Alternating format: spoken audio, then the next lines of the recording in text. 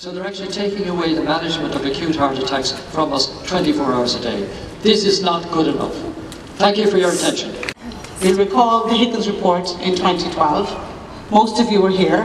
You will all remember the day. We were all here in this very same spot in protest against the proposals to realign Waterford Regional Hospital, as it was known then, with the South-West Hospital grouping. And as a result of that protest, on the 10th of November 2012, they offered us a fudge. So be very clear, protests do work. A voice, a unified voice, does work. So, I said I don't like fudge, and you're hearing that fudge word again, but look, it is what it is. We were promised the implementation of 24/7 cardiac care at University Hospital Waterford. We were also promised a board of governance to oversee the budgets for the entire South-Southwest region. Despite this, we've had two subsequent ministers for health who have failed to implement either of these promises. They have ignored us, they think we'll just go away and accept second best, but we won't. And we've shown them today we won't. We will stand up, we'll be heard, and we're not going away.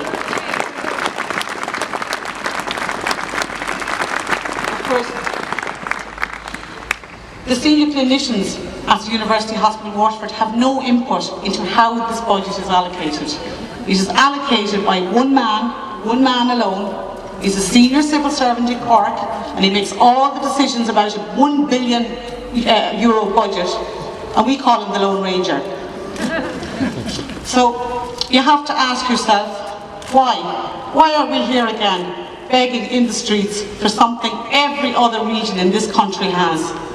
It is an intolerable situation, and we are nowhere near into securing this 24/7 service.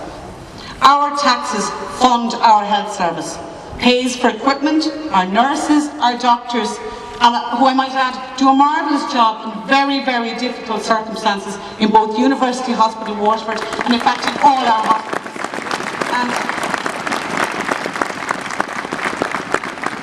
And for that, I think on behalf of everybody here, we acknowledge and we thank them for the sterling work they do every single day. Now,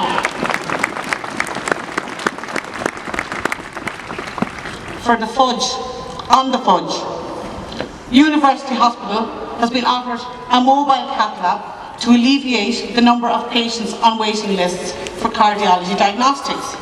Yes, we do acknowledge that this is a very positive step, but it is not going to give us a 24/7 emergency service, which is what we were promised and what we are campaigning for. Bear in mind too, that when this was initially suggested some time ago by the cardiologists, it was dismissed out of hand by the senior civil service in the HSE. So hey ho, ask yourself, why now? Why yesterday? Will it materialise? When will it materialise? How many days will it be on site, if any at all? How will it be staffed? It must be implemented immediately. There's no more waiting. Our lives are being put at risk every day. They're still going to be put at risk after 5 o'clock in the evening and at the weekends. So we just can't give up and accept that. It's simply not good enough. So, let's just say, we must ensure that no more patients will have to endure the ordeal of going to Cork for diagnostics and then back to Waterford on another waiting list for treatment. We have to ensure that no more patients have to go to Cork in the back of an ambulance when we know they can't get there within 90 minutes and their lives are being put at risk. And think again then, if that person has a further heart attack and has to go to Cork, well, you know yourself, they're not going to get there in the 90 minutes and survive.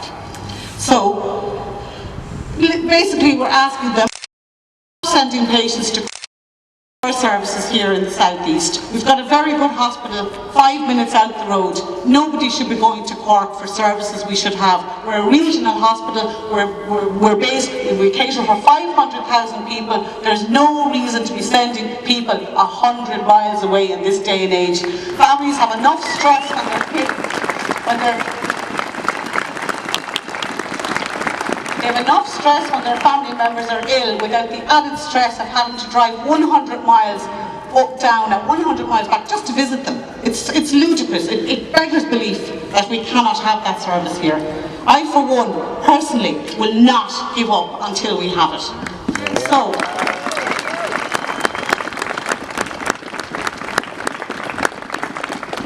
the politicians and the civil servants in the HSE, and bear in mind, they do a lot, they make a lot of these decisions, these senior civil servants. They're not clinicians, they're just civil servants. They do not know the needs of patients, they do not know, and if they're not going to speak to the clinicians down here of what the patients need, we end up with what we're getting. Nothing, basically. So we need that board of governance that was promised in 2012. When we get that, we will have a say. We'll have a say in how the budgets are allocated. It's so important. I can't explain to you how important it is. One person should not be able to make those decisions. So, let's be very clear. The South East Patient Advocacy Group demanded 24/7 cardiac care on behalf of 500,000 people. They're proposing to give us a mobile cath lab to placate us. Well, listen up there in Dublin. We might be 100 odd miles away from you, but we can shout very loudly. We're not accepting this, and we're not going to go away. We won't be placated with a temporary solution to a permanent problem. Remember too, we pay the same taxes and we demand the same services. We shouldn't have to be here begging for something that will save all of our lives someday. 1 in 3 of us will suffer from requiring some coronary care at some point in our lives. That means you. I went in on the 16th of September after having angiograms done in Cork, and I was sent to Waterford by Dr. Owens to have 2 stents inserted. I went in there about 11:30 in the morning, and at about 3:30 I went to the lab. And they worked on me for I don't know how long, but I would say, and if I'm out okay, I would say half an hour to 3/4 of an hour. And had 1 stent in, I was told later, when an emergency came to the hospital and I had to be removed from that theatre and taken out. The removal had to be very carefully done. I wasn't allowed to move a muscle. They had to do everything for me to shift me from that to bed. I had to be taken out because the other man's life was in danger. I stand here in front of you as a cardiac arrest, but I tell you journey. Those of you who have lost family and friends on a journey, either to Dublin or to Cork. My journey started at 1 o'clock in the morning when I got the cardiac arrest. I didn't know I was going to have a cardiac arrest. But I owe my life to the Order Malta in Tramore. They were the first responders. Came to the house. Came from John Lennon, the first 2 people there. They started my procedure. And then the ambulance arrived. They brought me back 3 times. The heart stopped 3 times. So as you can see, I'm here to tell the tale. But that my journey is only just beginning. They had the helicopter ready to go. It was ordered. But it had to stand down because of fog. So I had to go by ambulance. Now remember, I only have 90 minutes. So I was already half an hour being dealt with at home. And I have a journey of an hour and 50 minutes down to Cork. It's very hard. That's just the first part. You go through the whole trauma then of you get the stent put in, your heart goes into arrhythmia. It's very hard. You don't know if you're going to make it again. Your family are there with you. It's very hard. You're there on your own. Your family are not there the whole time with you. You're dealing with information that's coming at you from doctors. You're there on your own, 90 to 80 miles away from your family, and you're having to deal with all this. It's very hard. And you're trying to make phone calls home, telling the news of what you have to do or what you're enduring. And then you come up and then you get more information. So it's a never-ending story. But the next part is, what happens if I have another heart attack? Awful, the time scale. Will I make it again? It's 90 minutes, it's all I have. Thank you. Absolutely clear about this. It's a crime against the people of the South East perpetrated by the present and the previous coalition, who continue to deny people access to safe, immediate and free at the point of need 24/7 cardiac care in the South East in Waterford University Hospital. The perpetual crisis in our health service mirrors the glaring inequality in our society.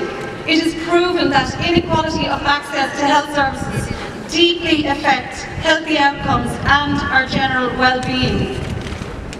Access to healthcare when needed is a fundamental human right. Successive governments in Ireland have created a two-tier health system. By applying the free market for housing, transport and health, profit always comes first, while patients die waiting. The breaking up of the South East region hospital network in pursuit of a competing hospital trust model amounts to social vandalism. This was the brainchild of the last coalition, and particularly the incompetent Minister for Health, James O'Reilly. Their plan to enrich the insurance industry through universal health insurance by forcing all citizens, regardless of their income or their financial circumstances, to pay, collapsed, being unaffordable by most families. They, the mainstream parties, the parties of moderation, have cut public services and social provision to the point of breakdown. Their mantra that the centre must hold is prioritised against that of the social care system, which is failing many of us and many of our citizens. Child poverty is up with care hours for the disabled, the sick and the elderly cut. Balancing budgets and paying back an illegitimate debt is clearly more important, but the centre must hold. Our health service is in record decline, with 500,000 people waiting for appointments. Record numbers are on trolleys, with University Hospital Waterford among the worst. In the 1980s there were 18,000 beds in our system. Now we have a mere 10,000. We need 10,000 to reach the EU average. That's an extra 10,000, by the way.